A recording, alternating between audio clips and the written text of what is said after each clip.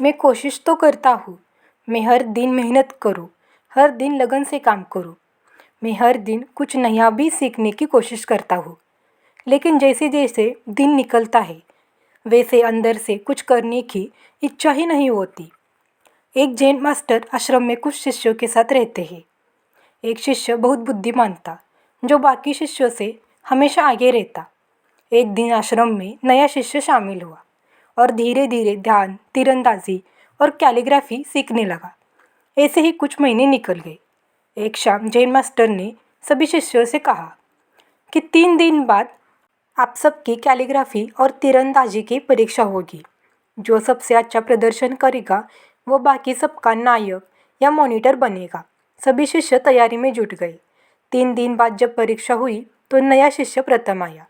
उसकी कैलीग्राफी सधी हुई थी और तीरंदाजी में काफ़ी अच्छे निशाने लग रहे थे। सब लोगों ने उसके काम की प्रशंसा की, लेकिन नए शिष्य की जीत देखकर पुराने बुद्धिमान शिष्य के मन में शिकायत पैदा होने लगी। उसे लगने लगा कि गुरु नए शिष्य पर ज़्यादा ध्यान देते हैं, इसलिए नया शिष्य हम सबसे आगे निकल गया। और सच भी था। जैन मास्टर नए शिष्य को दूसरों की अपेक्षा ज़्यादा समय देते। एक दिन जब जैन मास्टर अकेले थे, तब पुराने शिष्य ने उनसे कहा, मैं आपके साथ कई सालों से हूँ, लेकिन उस नए लड़के को आपने हम सबसे ज़्यादा सिखा दिया। गुरु कुछ देर मौन रहे, फिर बोले, तुम पहले एक कहानी सुनो, फिर अपने विवेक से बताना कि गलती कहाँ हो रही है। गर्मियों के दिनों में एक यात्री दूर शहर जा रहा था। काफ़ी देर चलने के बाद उसे थकान हुई और तेज़ गर्मी के कारण गला सूखने लगा। कुछ देर आगे चला तो उसे एक कुआं मिला।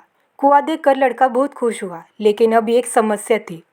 कुएं से पानी निकालने के लिए वहाँ कोई बाल्टी नहीं थी और ना ही कोई रस्सी। लड़के ने थोड़ी देर ढूंढा, फिर इंतज़ार करता रहा कि आसपास कोई रहने वाले लोग आएंगे पानी भरने के लिए। उसके पास बाल्टी और रस्सी भी होगी तो मुझे पानी मिल जाएगा। लेकिन दोपहर का समय था, कोई नहीं आया। काफ़ी समय तक इंतज़ार करने के बाद वो लड़का निराश होकर आगे निकल गया। थोड़ी देर बाद उसे दूसरा कुआं मिला। यहाँ पर भी बाल्टी और रस्सी नहीं थी। लड़के ने आसपास ढूंढा, उसे ग्लास तक नहीं मिला, लेकिन लड़के को बहुत ज़ोर से प्यास लग रही थी। लड़के ने इधर उधर ढूंढा तो दूर झाड़ियों में उसे एक टूटा हुआ मटका मिल गया। लड़का उस मटके को लेकर आया, फिर पास की लंबी घास काटकर रस्सी बनाई, फिर कुएं से पानी निकाला और पानी पीकर तृप्त हुआ। गुरु ने पूछा, अब बताओ। लड़का वही था, दोनों जगह बाल्टी और रस्सी नहीं थी।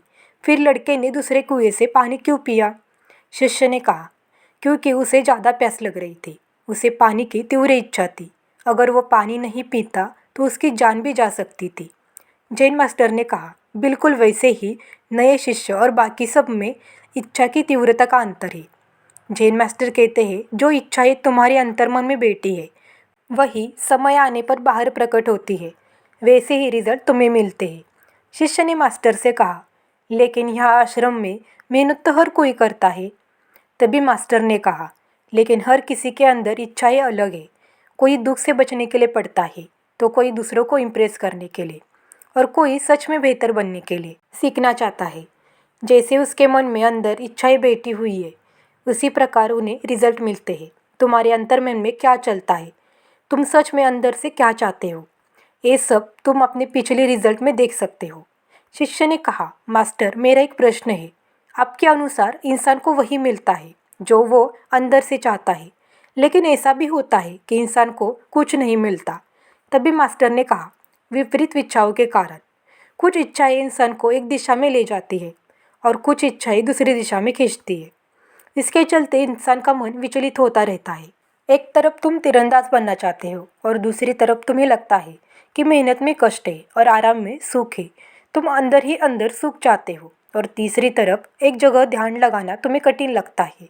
तो पहली इच्छा का प्रभाव बाकी दो इच्छाएं खत्म करती है, इसलिए तुम चाहते हुए भी ज़्यादा नहीं सीख पाते। शिष्य ने कहा, ये मुझे स्पष्ट हो चुका है।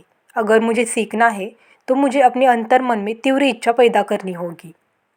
और इतना ही नहीं, जब कोई व्यक्ति किसी चीज़ को इतनी बुरी तरह पाना चाहता है कि वह उसे पाने के लिए अपना पूरा भविष्य दांव पर लगा दे, तो उस व्यक्ति की जीत तय है।